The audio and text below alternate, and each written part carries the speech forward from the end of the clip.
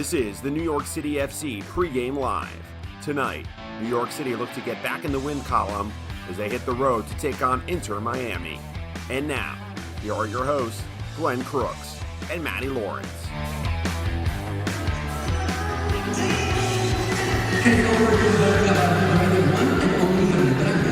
And good evening from Fort Lauderdale in Florida, where Inter Miami, it's their home for now. Eventually they will move into a soccer-specific stadium in Miami, just like New York City FC will one day be in their own stadium in Queens next to Citi Field. I'm Glenn Crooks, there's Matty Lawrence. We're going to be bringing you the live commentary of this one as New York City on the road to play Inter Miami.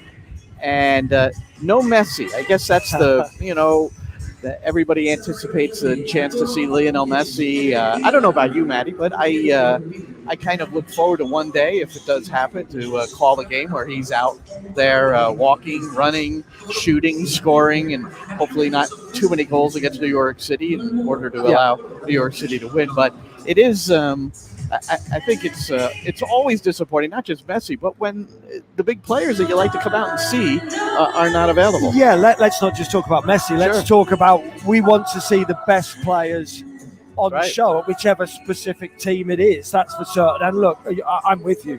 I've had the good fortune of watching Messi play at Camp Nou with Bart when he was playing for Barcelona. And he didn't have to run around a great deal then. And that was about 5 years ago. So he'll be running around even less if he was playing today. But yes, it's unfortunate he's not playing. I'm with you. It's not so much to watching him play for me. I'd love to call a game with him involved.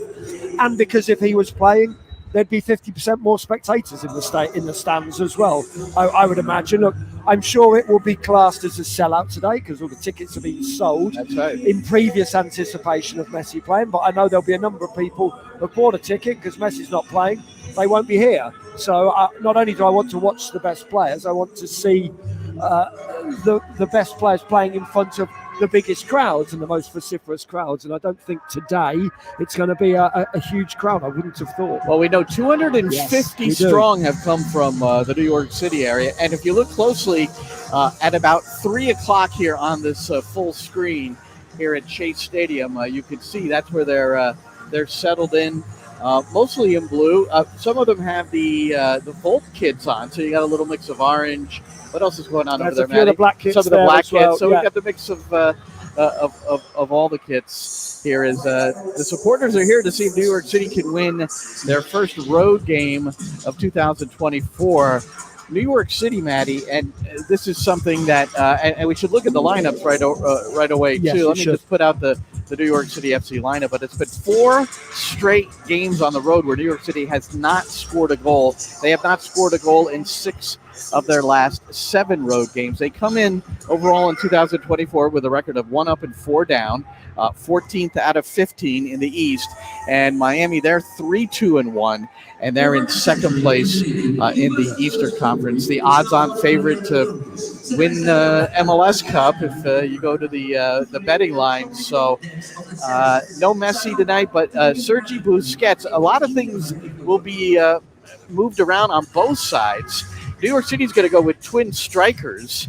Alonso Martinez will be one of them, as Jovan Mijatovic is still in Serbia. He has not yet returned from international duty. And then I mentioned Sergi Busquets. It looks like he's going to be dropping into the back line as Tata Martino. He prefers a back 3. He's going with a back 4 tonight, it looks like, because they have 3 center backs that are on the shelf for this one. So when you hear all that, Matty, I don't know exactly. And New York City's back line is altered too, because they're going to play 3 at the back for the second straight week, really out of necessity because of injuries. Yeah, look, I'm going to put a huge damper on the game by saying there's going to be goals in it. It's absolutely certain there's going to be goals. Inter Miami have scored 13 goals in 6 games and conceded 9 in 6 games. Yeah. Inter Miami, if you can believe it, even though they're sitting in second place, have conceded 2 more goals than NYCFC. And you've got makeshift back lines, as you say, with both teams. I can't envisage this being goalless. That is for certain. There are going to be a number of goals, in my opinion. I think it'll be relatively high scoring. Miami that'd have. be nice. I think it will be nice. And look, it's the way Tata I haven't really Martino- been able to practice the goal scoring calls very much this year. Well, not for NYCFC, because No, they scored 3 the least goals. amount of goals in the whole of MLS, not just the Eastern Conference, the whole of MLS. So yes, it's been a shame from that point of view. So not many goals scored and no clean sheets. So that leads us to believe that, Miami will score some goals against this back line, and you would hope that NYCFC would do the same too. I'm looking forward to watching 2 up front. If it is a true twin strike force with Bakra and Alonso Martinez, I think we assume it will be. But I also think the way Martinez plays, he will drop a little bit deeper to come and pick the ball up. But I also want to see him running in the channels and getting in behind the defence. That's part of the plan. Absolutely, that's what Bakra does anyway. But I'd like to see Martinez. I think we're going to see, from what I can tell, I think we're going to see both and of them. why would you not go up against? It looks as though it'll be Busquets playing left centre half and Alba playing left back. Combined age of 98 between them, I think. And their legs have gone because they have been playing football for well over a decade, if not 15, 16 years. And their legs are gone. That's why Busquets is dropped back. That's why he's playing as a centre half. Yes, they need a centre half, but I do think as well his legs are going too. Freire and Christoph, those are the normal starting central defenders for Inter Miami, who are not available tonight. At the back for New York City, and we're going to bring Nick Cushing in. I spoke to him midweek. It was a Wednesday, and they still really hadn't sorted out what they were going to do. Kevin O'Toole was questionable. He is on the bench tonight coming off the concussion. He's past the protocol, but he won't start. Hannes Wolf will start at left wing back. That's what it appears here in this configuration as we sort out what the lineup looks like. And then Strahinja Tanasevic, who made his debut last week, is going to play the left side of a back 3. Then it's Thiago Martins, then Tavon Gray. But this is what Nick said midweek when I asked him about, because Bert Reese is out, and we knew that at the time, so how he was going to sort this whole thing out. Yeah, we're going through that now. Do we play a back 3 again and play wing backs, because we have a lot of players that have the profile of wing backs. We can play Hannes Wolf there, we can play Andres Jason there, we've got Mitja Ilinic.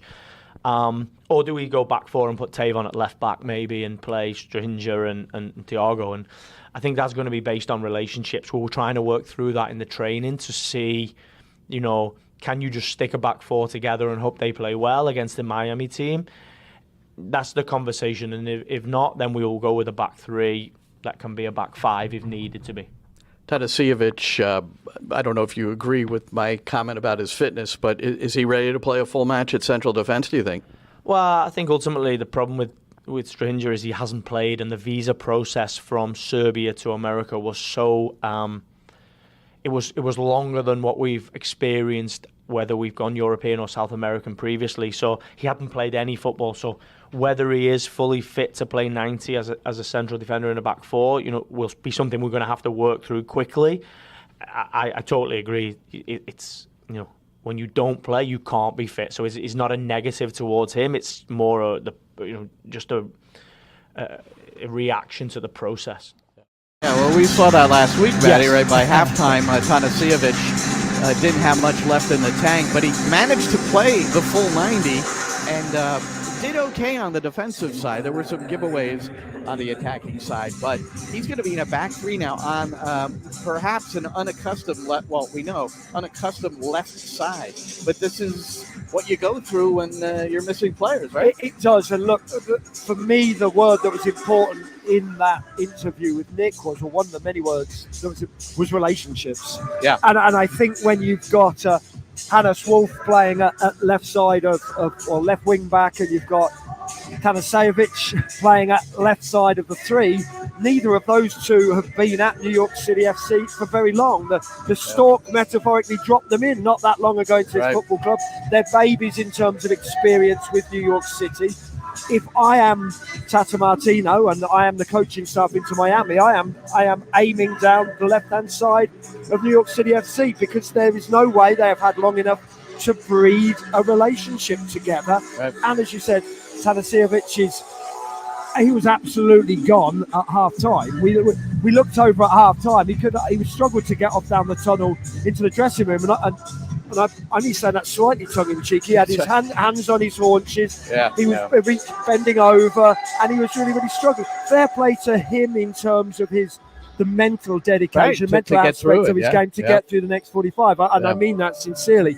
I know what it's like to be shattered at half-time, and sometimes mentally you can wither and wilt in the second half. But look, he didn't have the best game we'll ever see for New York City FC, and that's for obvious reasons, Glenn, because he's only just come to the club, as I say, and he's nowhere near match fit. He can't possibly be, partly because of what Nick said there about the visa process. We got Christian McFarlane on the bench. Now, there were some calls from supporters during the week that with O'Toole possibly out with a concussion, that maybe you give the 17-year-old his chance. But he played 3 games, 2 full 90s on international duty. The last game against France, which is a difficult chore, and had to play nearly 70 minutes, a man down, so you're putting in extra effort there. Then you've got to fly back. That game was played on Tuesday, so that might be a contributing factor to this. Absolutely, and he's a very young man. And he's young.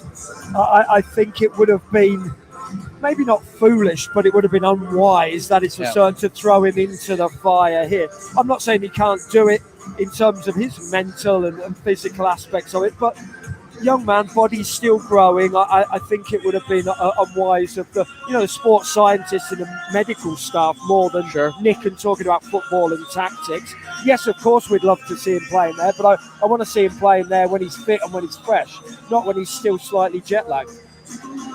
And you're looking at the bench on the attacking side. It's Malachi Jones, who made his debut, will be available, as will Augustine Ojeda. They came in and played together, and they've got a lot of pace. So I just wanted to have a little fun with Nick during these difficult times with this inability to win on the road, which everybody on the New York City side. Yeah. Well, I asked him. Well, I wanted to ask about speed, so I just asked him. Who's the fastest on the team? Who's the fastest player on the squad? And if it's between Malachi Jones and Ojeda, who's the fastest? Without a ball, just straight speed. Well, it depends what you look at. I think over 10, 30, 50, 100 meters. I think it will be a good race. Thiago Martins, Malachi, Augustine, Micha. I think Micha would be up there with over a long distance. I think Micha would be up there. But I do agree that Malachi Agustin or Alonso Martinez is really quick over the short distances. I would love to see him over the long distances against those guys. So maybe it's something we do. Maybe we run them and we start a book and make bets. I want to be in that training session. But he kind of teased the Alonso Martinez thing, so he was thinking about it then. We didn't know at the time. So Martinez is starting up front with Monsef Bakrar. Now, Bakrar came back from international duty with Algeria, played in 2 games, came off the bench at both, and assisted on a game-tying goal late in the second match against South Africa. Played at Nelson Mandela Stadium, a beautiful facility in South Africa. But here's Nick Cushing regarding Bakrar. And Matty, I know you're going to latch on to one thing he says here. Yeah, Monsef is amazing for him to get on the field and play for his national team. And I think I seen the assist. He also had 2 goal chances that he should score. So that's a bit of a familiar theme. Yeah, but I think it's positive. I think you have to see it as positive. When you are a guy that steps up levels and really quickly comes into goal chances, it's really positive. Of course, we want him to be clinical. We want him to take the goal chances. But, he's shown that he can score goals. He is regularly coming into goal chances, and it's about the work now. It's about the focus and the work to make sure that you become clinical. So it was real positive for Monsef. He comes back tomorrow, and we'll go straight back into the squad and straight back into training. All right. Do you want me to go then or not? Well, look, you saw I followed up saying, this has really been the trend, and Nick is very positive that he is going to make up for it and start finishing these opportunities. He did give me a number, which I'm not going to share, about how many goals Bakrar set as a goal, an individual goal. I will say it was double digits, which I think is an expectation from your striker, but at least he's thinking in those terms. Yeah, look, at any centre forward, and we've said it again, not only is he centre forward, he wore that 9, he chose the 9, he wears the 9, which is a centre forward's number, a striker's number, and he plays as a striker. So you'd be foolish to pick up that shirt, put it on your back, and then say, well, I'm not going to get double digits. So 10 goals in 34 games is not that many. It's obviously 1 in 3.4 games. Well, his goal of goals was higher than that. Yes, I'm sure it was. That, Of course it would be. But look, it's very difficult. And I take Nick's point. Nick has to be positive about the positives of Bakra. And keeping on getting in those positions, even when you miss, is a positive. It's really important that you don't let your head drop and you keep on getting those positions. Yeah. But unfortunately, the negative part of it is you are the number 9, you are the centre forward, and when you keep getting in those positions, you better damn score. And on more than one occasion, you've got to get in those positions and hit the back of the net. And then it has to become that regular routine. That's what I've said to you before. Sometimes with centre forwards throughout my career playing back home, if they were going through droughts, they would just pick up a bag of balls, 20, 30 balls, place the balls on the 6-yard box and just learn to strike the ball and just have that feel of it hitting the back of the net. Forget there's no goalkeeper there, just having the feel again and again, over and over, that repetition of the ball striking the back of the net. And that is what good players do. They get out there and they practice and they practice. And I'm not saying that Bakra doesn't do that. I don't know. I don't go to training. Or I go very rarely, so I don't get to see that. I would hope that he does something like that. I wish we could zoom in on this. That is New York City warming up, pregame warm-up ahead of their match against Inter Miami, which you can hear on the New York City FC network. Matty and I will be providing the live English commentary for you. That's nycfc.com/radio. You can go on the website, the New York City website. You can get it on the New York City app, and you can get it on the TuneIn app as well. And you can sync up the audio with the video and have a good old time, because I tell you, we do generally have fun. We have more fun when New York City is scoring goals and winning games. And so we'll see how it all plays out tonight, Matty. And I'm going to say, if I could at least get a close-up of Bakra. But I saw him earlier at the hotel, and he said, it was a great experience. It was exhausting because of all the travel, but he's ready to go. And we'll see him and Alonso Martinez, whether they can muster up a couple between them to help New York City earn their first road win of the season. We have the regular referees back, Matty. Yes, we do. This is big news. I'm trying to find out where. Well, I'll find my list of them in a moment. Oh, I see where it is. But first, I want to play something. I talked to Corey Rockwell for my Sirius XM FC show this past week, and Corey was very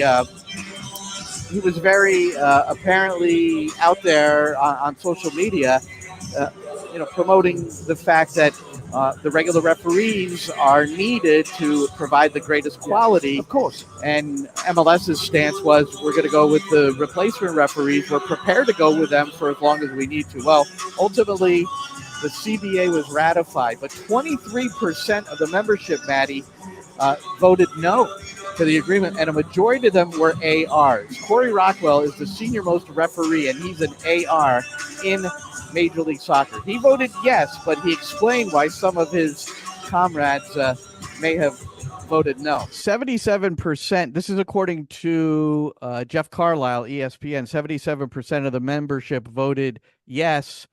That means 23% said no. Do you have any idea what they were most concerned with? What was the contention? Yeah, I think a few things. I think one of the things that my assistant referee colleagues had voiced is that the desire to get better healthcare benefits for those ARs that choose to go the path of refereeing only. You look at the past few World Cups, and I don't want to call it anybody's personal situation, but the majority of assistant referees that have gone to the women's and men's World Cups do not have full-time jobs outside of soccer. They only referee to really concentrate on that and be the best they can be as possible. And unless you're living in Canada, you're not getting healthcare benefits through pro. So we were hoping to get that. We did get a little bit of a healthcare fund, which is nice, so we can tap into that. So at least that was increased as a result of these negotiations. But I think that was one of the main things for our ARs, really trying to get better benefits if they wanted to do this on a quote unquote full-time basis. I think we all know healthcare benefits is a vital part of our existence here in the United States of America. But what an interesting note there, that these ARs, they're taking their profession so seriously, spending so much time on it, studying it, that they don't they don't want to take time away and going out and getting another job. Well, anybody, how do you get the best you can be at your job, at your sport, at your whatever it is? You dedicate as much time to it. So that means you have to be a full-time purveyor of that, whatever it is. As I say, whether you're writing a thesis, whether you're playing soccer, whether you're playing volleyball, whatever it is, to get to the best you can possibly be, you have to do it full-time. You can't go out there and work on a construction site or whatever it may be a teacher even of English literature or something, and then think you can go out at the weekend and be the best AR you could possibly be. That's not factual. It's impossible. It's imperative that you focus as much as you can on what you want to do and to grow and to be a referee or an assistant referee, at the World Cup. There's no way in the world that you can be a postman in the morning and assistant referee in the afternoon. It's impossible to do that. And I think for me, and I'll say it because I can, it's just my opinion, I think it's scandalous that the referees and assistant referees don't get healthcare benefits. I understand the nature of the US. The referees do. And the referees do, and the ARs don't, and the VARs do not, apparently. So I think that they should be all lumped in together because they're all equally important. If the assistant referee can't do their job, there's no way the man in the middle, the referee, can run the line as well. He can only be the man in the middle. So, for me, that is something that's a necessity moving forward. All right, so the regular referees are back. We've got Filip Dujic, Dujic. Now, he's young. I don't know if he's done a game that we've broadcast before. This is his 23rd MLS match. The all-important VAR is a veteran of that area, Kevin Stott. He's probably been around as long as Corey Rockwell. So thanks to Corey for talking to me this week. He's an ardent listener to the Soccer Channel and watches all this. And it's pretty interesting as I go around the country or go into the hotels and run into the officials. A lot of them, they listen to the soccer, man. They watch soccer. They're passionate about it, man. That again, if they have a full-time job, sometimes it's hard to listen to. Because it's not. How do you get better? You can watch a Premier League match and see how some of the games and analyze your own. We do the same thing as coaches and players. Absolutely. Okay. That's why I think to have the best referees, the best assistant referees, firstly you have to help out with their health insurance, but then they have to be full-time and be paid enough to work full-time and to live a relatively decent life. Well, it looks like they meaning the ARs, are not going to get health insurance anytime soon. It's a 7-year contract. That's the other thing that those that voted no, they were concerned with the 7-year contract, which was 2 years increased from the previous deal. I want to get to one more thing here. This is important, Matty. Not important, it's just fun. I like anonymous surveys. I'm sorry, I like it. Because, people, you can't say things out loud sometimes or you get in big trouble. So The Athletic, they do this annual thing where they do a survey of the sporting executives in MLS. It's 30 of them. We don't know which teams. Is it multiple? We don't know if all the teams are covered, but we do know that 30 sports executives, people in prominent positions in MLS clubs, took this anonymous survey, which started, is Inter Miami roster build good or bad? So since we're doing the Inter Miami game, let's do it. So 18 said good, 5 said bad or good, so they're just waffling. And then 4 said bad. And of course I'm going to read what the bad, and then there's quotes throughout the article. Great job by The Athletic. One executive said, I think it's bad. I really do. I think it's setting the league back. We fought a lot against the retirement league moniker, but now that's what people see. Even in Miami, with all of their young talent, I don't like it. I don't like it even more because the rules are different. And then one other executive added, well, it depends on if we believe or don't believe it's cap compliant. I don't know which side of the fence I'm still on. And that also involves MLS because in order to be cap compliant, it needs to be approved by the league. So 18 said good. The majority of the executives said good, but you have this contingent that is still not clear as to how Miami's getting away with this, I guess. It's basically what they're saying there. Yes, the boundaries are being pushed. I'll just leave it at that. That's leave it at that. Yes, I will. Leave it at that. All right. Apple TV. So let's stick with Miami. One executive said, honestly, I'd really like to see less Messi. When you open season pass, all you effing see is Messi. The people who want to find him will find him. And then one executive said, and we've got our Apple English crew right behind us. You might have been able to see them throughout the NYCFC pregame live. Well, they won't be able to listen to them because they're syncing up with us. By the way, sync with us. Don't listen. Sorry. And they're friends of ours, but come on, man. One executive said, state media field to the broadcast. He's got all Putin and Russia. Wow. State media. And then under cheating, one executive said, yes, teams do break rules, one executive said. No, I don't really want to expand on that either. Clearly, some teams are able to operate in gray areas. That falls on the league office. And then regarding Miami, one executive said, their mathematics intelligence must be incredible. So I thought you would enjoy that, Matty. Absolutely. A few decimal points have been moved over, that's for sure, to fit some of the players' wages into the salary cap you'd have thought into Miami's team. Look, I love the fact that Messi is here, but I do agree with the fact that this is devolving the league when you've got Busquets, Alba, Suarez and Messi. I could just about deal with Messi, but the other guys as well. It is a retirement league purely because they're all a retirement age. Yeah. They're all 35 and over. Well, Alba's not, but the other guys certainly are, that's for sure.